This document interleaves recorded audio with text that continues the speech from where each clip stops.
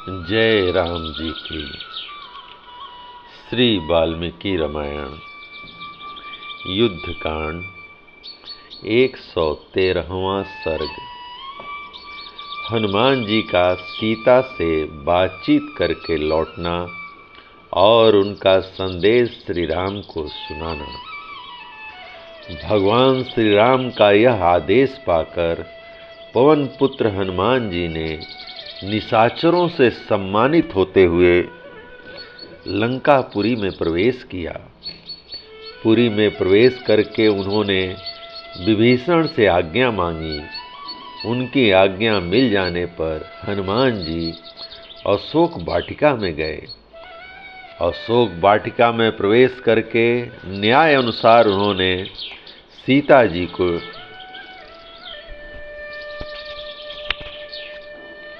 अपने आगमन की सूचना दी। तत्पश्चात निकट जाकर उनका दर्शन किया।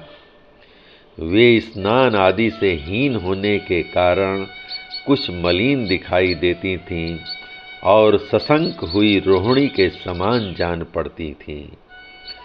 सीता जी आनंद शून्य हो वृक्ष के नीचे राक्षसियों से घिरी बैठी थीं। हनुमान जी ने शांत और विनीत भाव से सामने जाकर उन्हें प्रणाम किया।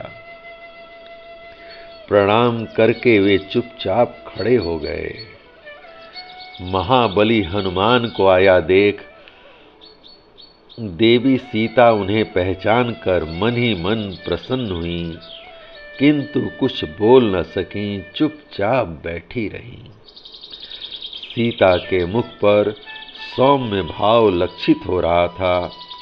उसे देखकर कपि श्रेष्ठ हनुमान ने श्री रामचंद्र जी की कही हुई सब बातों को उनसे कहना आरंभ किया।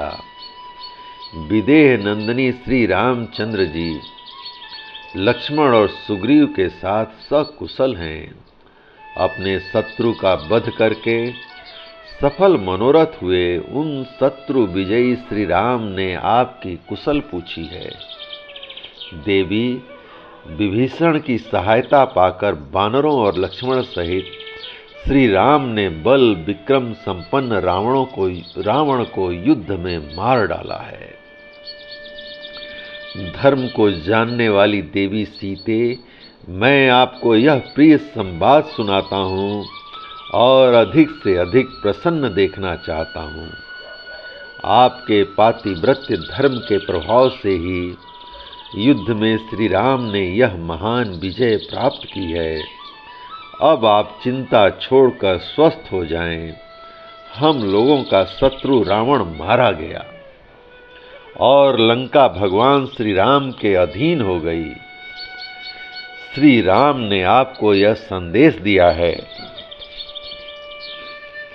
देवी, मैंने तुम्हारे उद्धार के लिए जो प्रतिज्ञा की थी उसके लिए निद्रा त्याग कर अथवा अथक प्रयत्न किया। निद्रा त्याग कर अथक प्रयत्न किया और समुद्र में पुल बांधकर रावण वध के द्वारा उस प्रतिज्ञा को पूर्ण किया। अब तुम अपने को रावण के घर में वर्तमान समझकर भयभीत न होना, क्योंकि लंका का सारा ऐश्वर्य विभीषण के अधीन कर दिया गया है। अब तुम अपने ही घर में हो, ऐसा जानकर निश्चिंत होकर धैर्य धारण करो।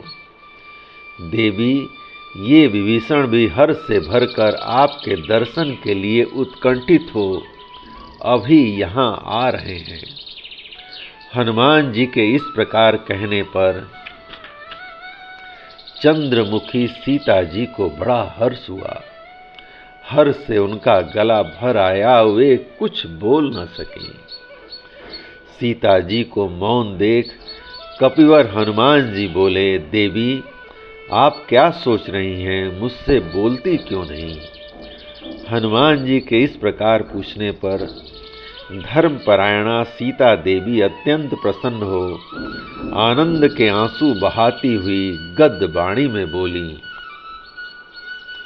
अपने स्वामी की विजय से संबंध रखने वाला यह प्रिय संवाद सुनकर मैं आनंद विभोर हो उठी हूँ, इसलिए कुछ देर तक मेरे मुंह से कोई बात निकल नहीं रही है।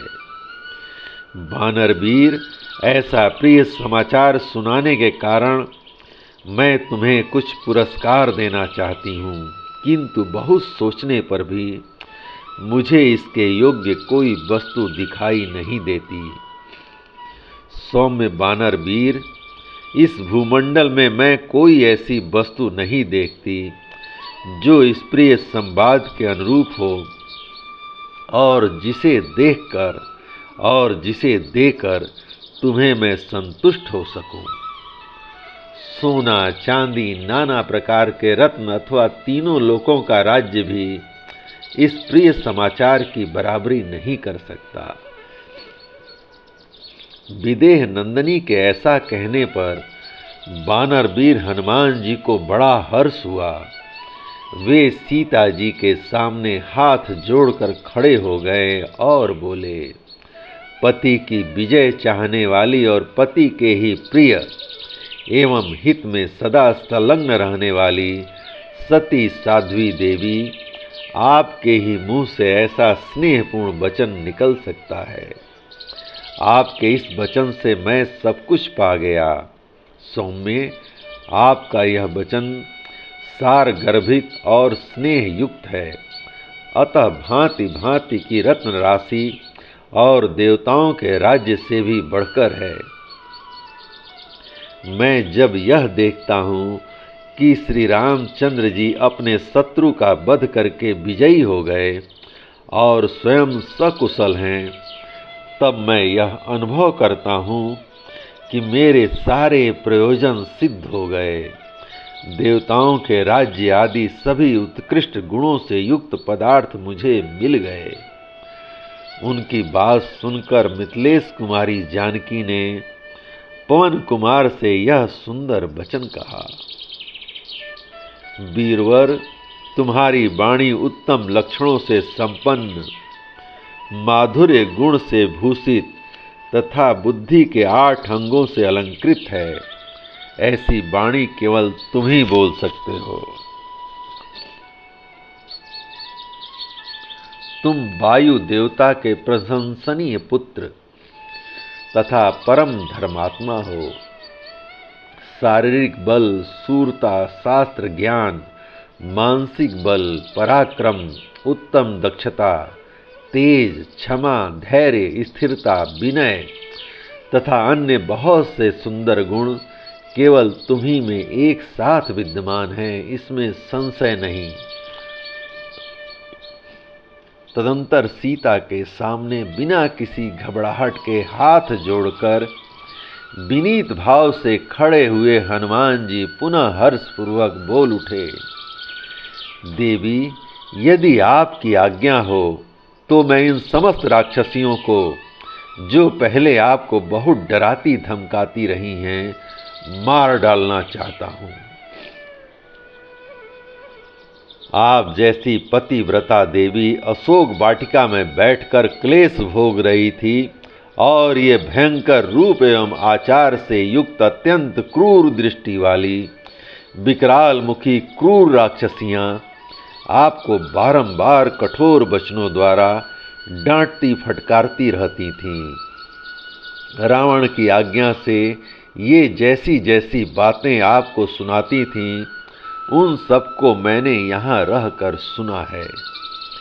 ये सब की सब विकराल विकट आकार वाली क्रूर एवं अत्यंत दारुण हैं।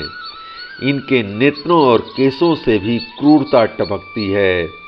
मैं तरह तरह के आघातों द्वारा इन सब का वध कर डालना चाहता हूँ। मेरी इच्छा है कि मुक्कों, लातों, विशाल भुजाओं, थप्पड़ों, पिंडलियों और घुटनों की मार से इन्हें घायल करके इनके दांत तोड़ दूं, इनकी नाक और कान काट लूं और इनके सिर के बाल नोच लूं। यशस्विनी इस तरह से बहुत से प्रहारों द्वारा इन सब को पीट कर क्रूरतापूर्ण बातें करने वाली इन अप्रिय कारणी राक्षसियों को पटक पटक कर मार डालूं। जिन जिन भयानक रूप वाली राक्षसियों ने पहले आपको डांट लगाया है, उन सबको मैं अभी मौत के घाट उतार दूंगा। इसके लिए आप मुझे आज्ञा दे दें। हनुमान जी के ऐसा कहने पर करुणामय स्वभाव वाली दीन बसला सीता जी मन ही मन बहुत कुछ सोच विचार कर इस प्रकार बोली। कपि श्रेष्ठ, ये बेचारी राजा के आश्रय में रहने के कारण पराधीन थीं, दूसरों की आज्ञा से ही सब कुछ करती थीं। अतः स्वामी की आज्ञा का पालन करने वाली इन दासियों पर कौन क्रोध करेगा। मेरा भाग्य ही अच्छा नहीं था तथा मेरे पूर्व जन्म के दुष्कर्म अपना फल देने लगे थे। इसी से मुझे यह सब कष्ट प्राप्त हुआ है, क्योंकि सभी प्राणी अपने किए हुए शुभाशुभ कर्मों का ही फल भोगते हैं। अतः महाबाहो, तुम इन्हें मारने की बात न कहो। मेरे लिए देव का ही ऐसा विधान था। मुझे अपने पूर्व कर्म जनित दशा के योग से यह सारा दुख निश्चित रूप से भोगना ही था। इसलिए रावण की दासियों का यदि कुछ अपराध हो भी तो उसे मैं क्षमा करती हूँ, क्योंकि इनके प्रति दया के उद्रेक से मैं दुर्बल हो रही हूँ। पवन कुमार, उस राक्षस की आज्ञा से ही ये मुझे धमकाया करती थीं। जब से वह मारा गया है तब से ये बेचारी मुझे कुछ नहीं कहती। इन्होंने डराना धमकाना छोड़ दिया है। बानर वीर, इस विषय में एक पुराना धर्म सम्मत श्लोक है, जिसे किसी व्याघ्र के निकट एक ऋक्ष ने कहा था।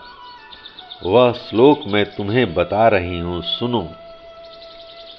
श्रेष्ठ पुरुष दूसरे की बुराई करने वाले पापियों के पाप कर्म को नहीं अपनाते हैं, बदले में उनके साथ स्वयं भी पापपूर्ण बर्ताव नहीं करना चाहते हैं। अतः अपनी प्रतिज्ञा एवं सदाचार की रक्षा ही करनी चाहिए, क्योंकि साधु पुरुष अपने उत्तम चरित्र से ही विभूषित होते हैं और सदाचार ही उनका आभूषण है। श्रेष्ठ पुरुष को चाहिए कि कोई पापी हो या पुण्यात्मा अथवा वे वध के योग्य अपराध करने वाले ही क्यों न हो, उन सब पर दया करें, क्योंकि ऐसा कोई भी प्राणी नहीं है जिससे कभी अपराध होता ही न हो। जो लोगों की हिंसा में ही रमते और सदा पाप का ही आचरण करते हैं, उन क्रूर स्वभाव वाले पापियों का कभी अमंगल नहीं करना चाहिए। सीता जी के ऐसा कहने पर बातचीत करने में कुशल हनुमान जी ने उन सती साध्वी श्री राम पत्नी को इस प्रकार उत्तर दिया। देवी, आप श्री राम की धर्म पत्नी हैं, अतः आपका ऐसे सद्गुणों से संपन्न होना उचित ही है। अब आप अपनी ओर से मुझे कोई संदेश दें, मैं श्री रघुनाथ जी के पास जाऊंगा। हनुमान जी के ऐसा कहने पर विदेह नंदिनी जनक राज किशोरी बोली, मैं अपने भक्त बत्सल स्वामी का दर्शन करना चाहती हूँ। सीता जी की यह बात सुनकर परम बुद्धिमान पवन कुमार हनुमान जी उन मिथिलेश कुमारी का हर्ष बढ़ाते हुए इस प्रकार बोले, देवी, जैसे सची देवराज इंद्र का दर्शन करती है, उसी प्रकार आप पूर्ण चंद्रमा के समान मनोहर मुख वाले उन श्री राम और लक्ष्मण को आज देखेंगी, जिनके मित्र विद्यमान हैं और सारे शत्रु मारे जा चुके हैं। साक्षात लक्ष्मी की भांति सुशोभित होने वाली सीता देवी से ऐसा कहकर महातेजस्वी हनुमान जी उस स्थान पर लौट आए जहाँ श्री रघुनाथ जी विराजमान थे। वहाँ से लौटते ही कपिवर हनुमान जी ने देवराज इंद्र के तुल्य तेजस्वी श्री रघुनाथ जी से जनक राज किशोरी सीता जी को दिया हुआ उत्तर क्रमशः कह सुनाया। इस प्रकार श्री वाल्मीकि निर्मित आर्ष रामायण आदि काव्य के युद्ध कांड का 113वां सर्ग प्रभु श्री राम की कृपा से पूर्ण हुआ। जय राम जी की।